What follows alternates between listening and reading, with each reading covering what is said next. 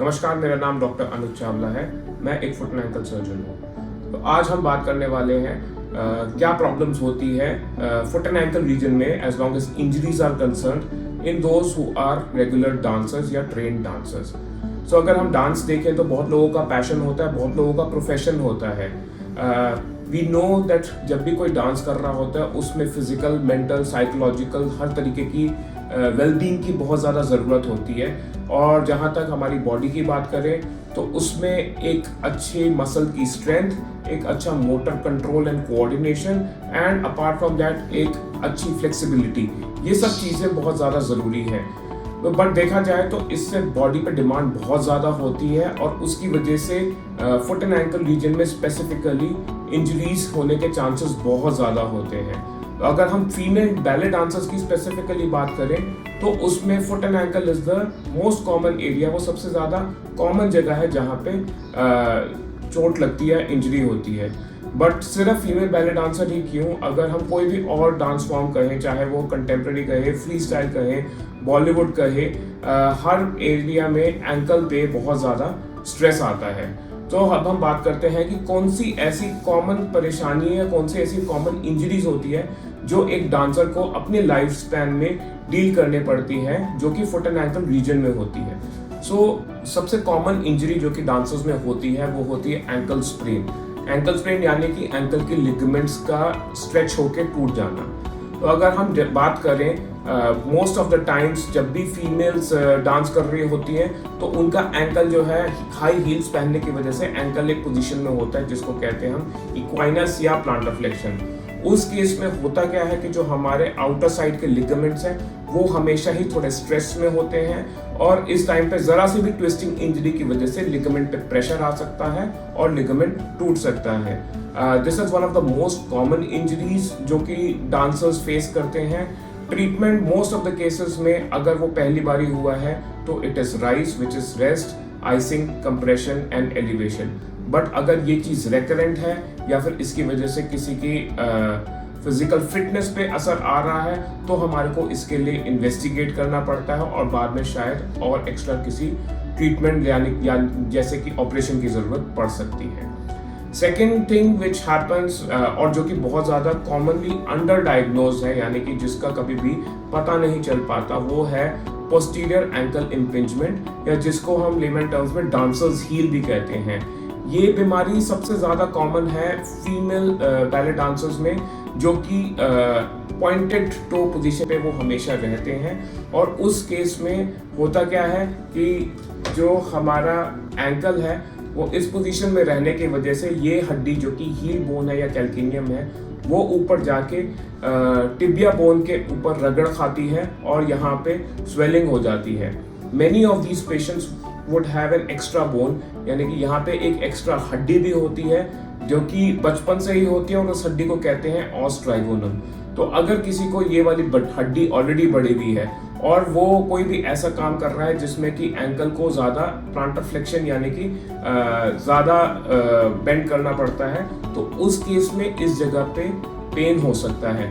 Most of the time patient को back of the ankle में pen होगा इस कंडीशन में, और स्पेशली वो जब भी जो है डांस कर रहे हैं उस टाइम पे ये सबसे ज़्यादा होता है।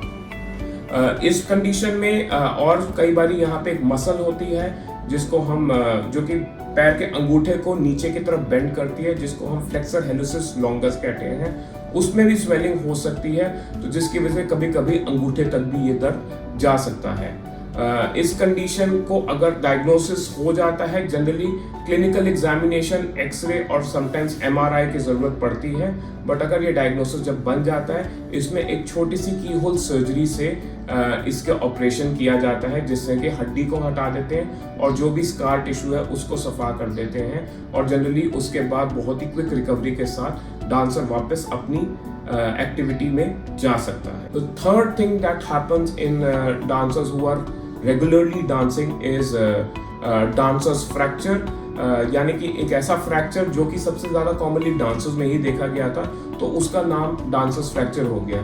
वो होता है हमारे outer aspect of the foot की हड्डी जिसको हम फिफ्थ मेटाटार्सल कहते हैं, जो कि यहाँ पर है और ट्विस्टिंग इंजरी की वजह से इसका फ्रैक्चर हो जाता है, थोड़ा सा ऑब्लिक या स्पाइरल टाइप का, and this fracture most of the times can be manage without any form of surgery, और इसमें प्लास्टर लगा के रेस्ट की ज़रूरत पड़ती है, जो कि 1.5 से लेकर 3 मंथ्स तक की ड्यूरेशन का होता है.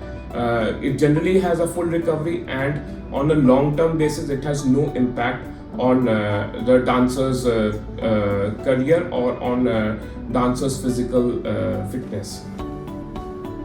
Fourth problem which can happen is a stress fracture.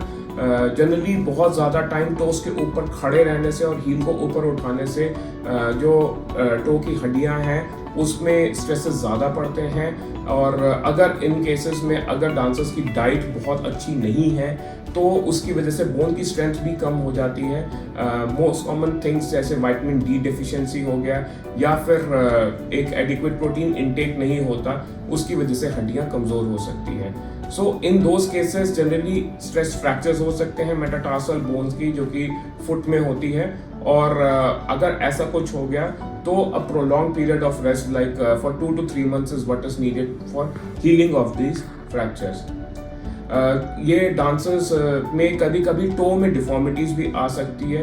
तो होता क्या है कि जनरली जो शूज़ वो पहनते हैं वो थोड़ा सा टाइट होता है अगर आगे से, और स्पेशली दोस्त जिनका दूसरा टो यानी कि सेकंड टो थोड़ा ज़्यादा लंबा है, उसमें अगर बहुत ही ज़्यादा टाइम पॉइंटेड पोजीशन में रहेंगे और वो वाला जो पैर की उंगली है वो अगर अंगूठे पे, वो अगर जूते पे लगती रहेगी तो टो में डिफॉर्मिटी आ सकती है, जिसको हम हैमर टो कहते हैं.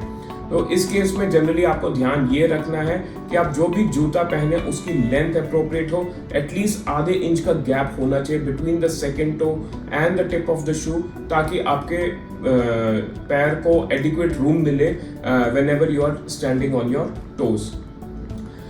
The dancers, if they are wearing very narrow and pointed shoes, तो sometimes पैर की जो अंगूठे हैं उस पर प्रेशर पड़ सकता है, और उसकी वजह से बीमारियां जैसे इनग्रोन टोनेल यानी कि पैर के अंगूठे का जो है उसके किनारे में जो नाखून है वो थोड़ा सा अंदर की तरफ चले जाता है, वो चमड़ी के अंदर रब करने लग जाता है, जिसकी वजह से दर्द और इन्फेक्शन हो सकता है.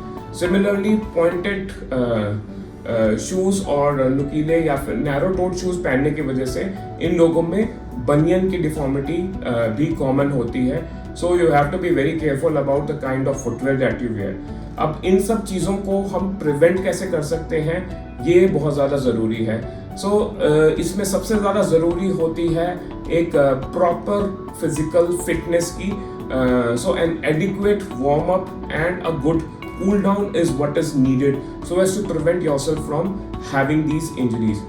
एंकल की मसल्स की स्ट्रेंथनिंग एक्सरसाइज बहुत ज़्यादा ज़रूरी है, specially the outer and the inner aspect of the ankle, जिससे कि एटलीस्ट आपका chances of an ankle sprain reduces. उसी के अलावा प्रोप्रियोसेप्शन या फिर बैलेंस ट्रेनिंग एक्सरसाइजेस करनी भी बहुत ज़रूरी है, ताकि आपके आई और आपके पैर के बीच में अच्छा कोऑर्डिनेशन बना रहे, so that you are able to understand कि कब ट्विस्ट करने वाले हैं और आपकी मसल्स उसी टाइम पे रिफ्लेक्स कॉन्ट्रैक्ट कर जाए, जिसकी वजह से आपको स्प्रेन ना हो. Apart from that, making sure that you wear an adequate और अ प्रॉपर फुटवेयर जिसमें एडिक्वेट रूम होना चाहिए आपके पैर के अंगूठे और पैर की बाकी उंगलियों के लिए, वो भी बहुत ज़्यादा ज़रूरी है. अच्छी डाइट का कोई कंपैरिजन नहीं है, वो आपको लेनी होगी. A diet which is rich in proteins, calcium and vitamin D, और चाहे तो विटामिन डी का सप्लीमेंटेशन भी लेना बहुत ज़्यादा ज़रूरी है अगर आप चाहते हैं कि आपकी बोन की स्ट्रेंथ बनी रहे, ताकि इंजरीज जैसे कि स्ट्रेस फ्रैक्चर्स ना हो.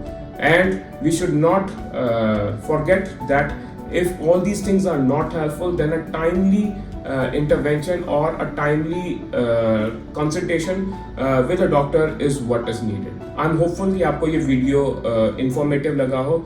अगर आपके घर पे या आपके किसी जान पहचान वाले को जो कि डांस करते हैं उनको कभी भी एंकल में रिकरेंट पेन होते हैं, तो उनके साथ आप ये वीडियो शेयर कर सकते हैं. Do like this video, do subscribe to our channel and follow us on Instagram. Thank you very much.